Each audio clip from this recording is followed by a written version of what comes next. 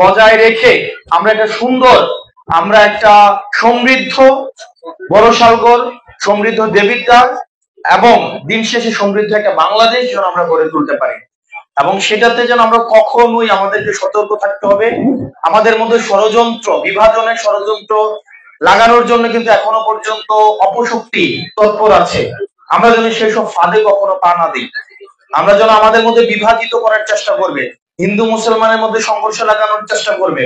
আমরা দেখেছি একটা সময় গত 2 বছর আগে কুমিল্লাতে দুর্গাপূজার সময় আমরা দেখেছি সাম্প্রদায়িক সহিংসতা লাগানোর চেষ্টা করা হয়েছে। কিন্তু আমরা দেখেছি বিভিন্ন জায়গায় সাম্প্রদায়িক সহিংসতা লাগানোর চেষ্টা করা হয়েছে।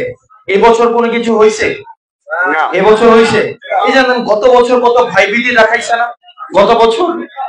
গত বছর দুর্গাপূজার আগে অনেক ভাইবিলি দেখাইছে না? কিন্তু দিন শেষে কি কিছু হয়েছে?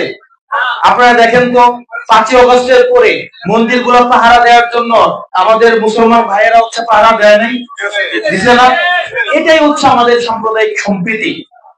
আপনার সম্প্রদায় আমার সম্প্রদায় বিশ্বাসগত জায়গা থেকে আমরা আলাদা থাকতে পারি, কিন্তু আমাদের মধ্যে সম্প্রীতি বজায় থাকবে এবং কোনোভাবেই যেন এই সম্প্রীতিতে যেন কেউ চিহ্ন ঘোরাইতে পারে, এই জায়গায় আমাদের হচ্ছে ঐক্যবদ্ধ থাকতে হবে।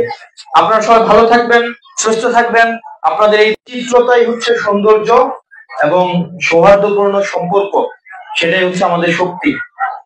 আমরা হচ্ছে হয়তো বিশ্বাসের জায়গায় আমরা একটা পৃথক অবস্থানে আছি, কিন্তু আমাদের সামাজিক বাস্তবতায়, সাংস্কৃতিক বাস্তবতায়, অর্থনৈতিক বাস্তবতায়, শিক্ষা সবকিছুতেই হিন্দু মুসলমান বৌদ্ধ খ্রিস্টানের একটা এক ধরনের ওতপ্রোত সম্পর্ক।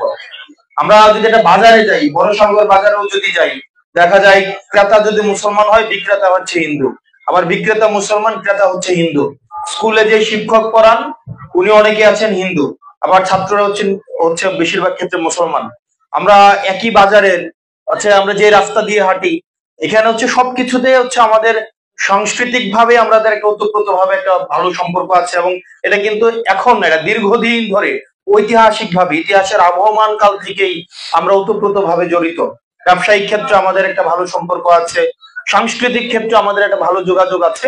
আমাদের এই সম্প্রীতিটাকে আমাদের ধরে রাখতে হবে। আমাদের এই সম্প্রীতিটা হচ্ছে শক্তি। কিন্তু আমরা দেখেছি এই সম্প্রীতিটাকে যদি বিভাজিত করা যায়, তাহলে এটাকে সবসময় রাজনৈতিক ভাবে পুঁজি হিসাবে ব্যবহার করা হয়েছে। হিন্দু মুসলমানের মধ্যে যদি সংঘর্ষ লাগানো যায়, এটা থেকে রাজনৈতিক ভাবে এটা থেকে একটা সুফল পাওয়া যায়। এই কারণে আমাদের একতাকে সবসময় বিনষ্ট করার এক ধরনের প্রক্রিয়া সবসময় ছিল। আমরা এই জায়গায় স্যার এখানে আছেন, স্যার দীর্ঘদিন কোম্পানিগঞ্জ কলেজে অধ্যাপনা করেছেন, এখন স্যার রিটায়ারমেন্টে এসছেন।